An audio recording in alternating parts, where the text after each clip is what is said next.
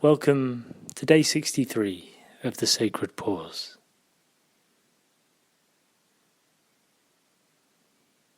And today I wanted to start with a poem which I wrote, which is called The Mask.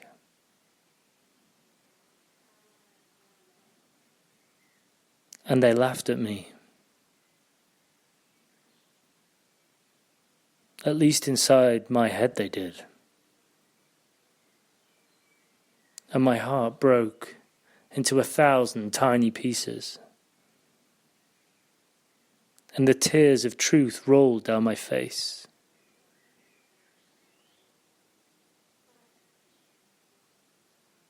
And as they did, I picked up a mask, which I thought they'd like. And each time I saw them, I wore the mask. And it seemed they liked me now. So I decided to wear it every day. Until I forgot I even had it on.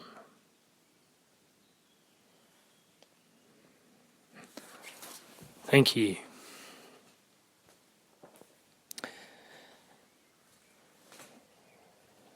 So here I am. Outside in nature, no music in the background to hide my voice.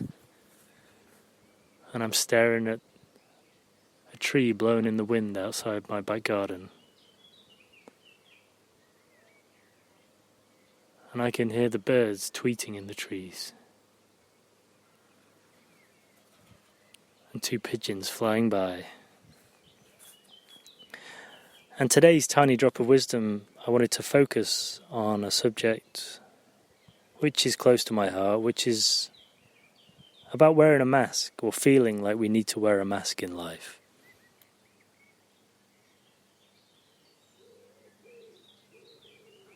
I'll never forget being a child and being sent to creche for the first time. And suddenly I was put in a room with lots of other kids. And I realized that to be heard,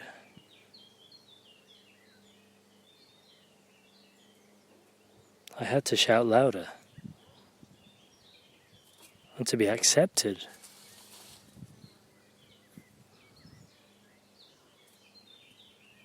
I found that if I was just me, coming through the heart, that sensitive child, that a lot of the boys that I was hanging out with didn't seem to like that version of me. Well, at least in my head they didn't. So for the first few days I struggled to find a friend, and I remember my mum coming to speak to the teacher and asking why all the pictures that I was painting were in black. Every single aspect of them, the rainbows, the animals, everything was black. And yet when I painted at home, everything was beautiful colours. I'm not sure what the psychologist would say about that. Anyway, I realised after a few days that if I acted a bit differently, put up a bit of a barrier, spoke a bit louder, shouted a little bit sometimes, basically put on a suit, which was different to the suit that I would normally wear, that suddenly I got accepted. Suddenly I wasn't the boy sat in the corner doing the black paintings. Suddenly I was part of this tribe.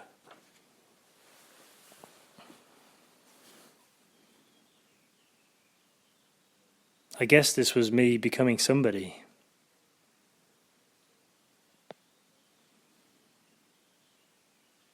And then, as I grew older, I realized that My parents had some quite high demands of me. They wanted me to achieve, to be successful. They wanted me to come home with high grades. They wanted me to look smart. And so long as this wasn't interfered with, they were also delighted if I was happy and did what I want.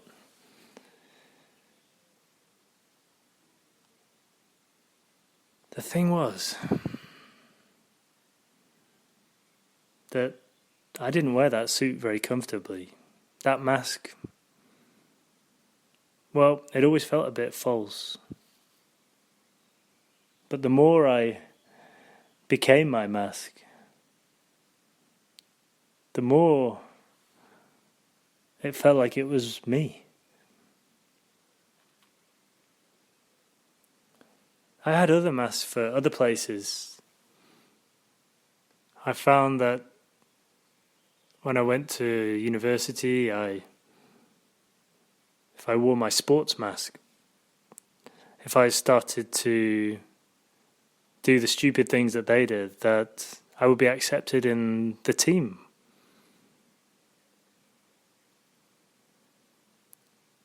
I found that when I first started getting girlfriends that I would wear a different mask, and that was a much softer version of me. But a version that would always say what my girlfriends wanted to hear. So it was still very false. And perhaps the only time I ever wore a mask where I was close to being my true, authentic self was when I spoke to God. Each night I would say a prayer, and in this prayer I would thank Him for everything in my life, my family, my friends, my success at school. But in this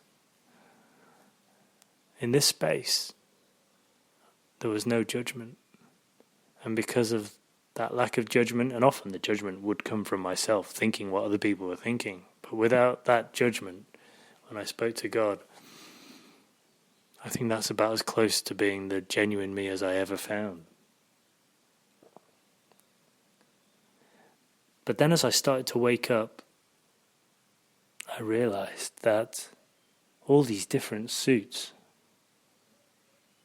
well, this is a place to hide, where we can hide behind the mask of our true selves.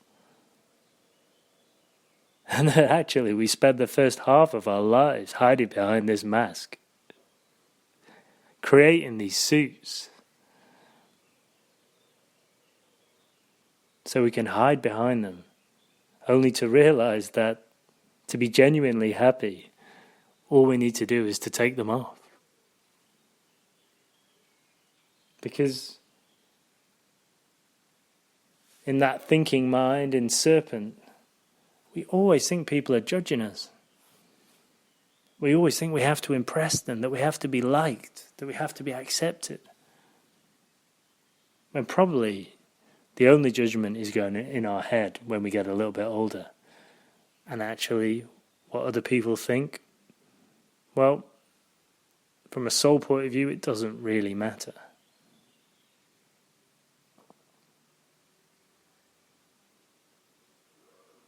The problem with wearing a suit is that it always takes us away from that present state. We're always detached from real life, from our hearts, because even if we become very good actors, we're not being our genuine selves. So there's a degree of effort and falseness that we create. And if we're in that space, we cannot be fully present. I think this is one of the beautiful things about the Sacred Pause Forum, is that of all the WhatsApp groups that I have, this is the one group where I know that I can just be me. And I'm sure most people feel the same. Share my true thoughts, express myself, not worry about being judged, not feeling like I have to survive.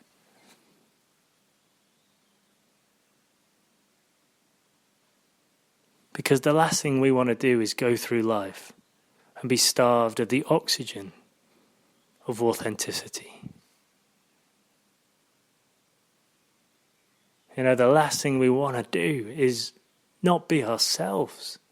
Because if we spend our life as if we're in a movie, as if we're acting, trying to be the person that we think we should be, or we think that other people want us to be,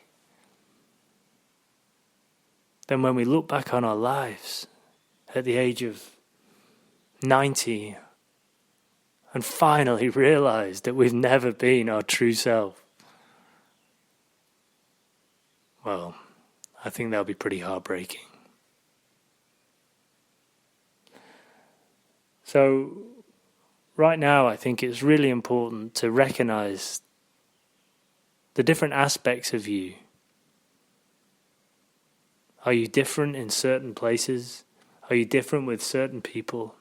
Do you feel you have to hide when you're hanging around with certain people you work with? Maybe even with your family. There's a side of them you don't want them to know. But you know what? That part of you that you're keeping in the shadow, that genuine you that you're not showing to people, is often the most beautiful part of you. I used to write poems as a child and then I stopped. And then working in sport for so long, poetry, completely alien to most people in sport, or at least in my head it was. So I stopped, and yet in the last few years I started writing my poetry again. And even though a lot of the people I work with would probably say, "Oh, that's a bit weird," I don't care anymore, because it's me. That is the colourful part of my rainbow. And with no poetry, my rainbow is in black and white. And I'm back to that stage when I was a kid at creche in school who was not being myself.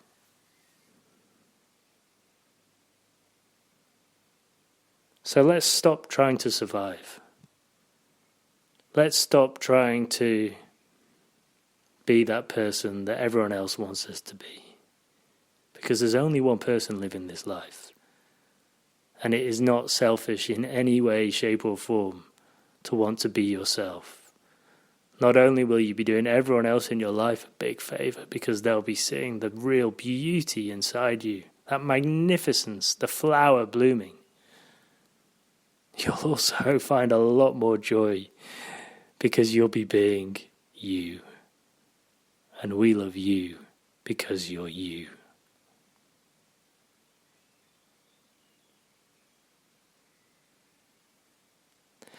Please remember to send great healing to everyone working in healthcare and anyone who's a carer around the world, because right now they need our love and healing. I'll send a list of names today who we can put in the healing pot. It's too early to send it out or to name them now. But I just wanted to say thank you. Thank you for listening. Thank you for being part of this sacred pause.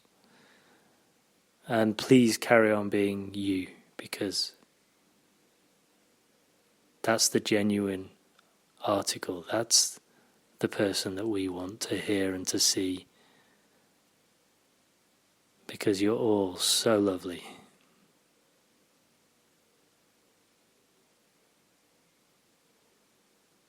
Yours in love and peace,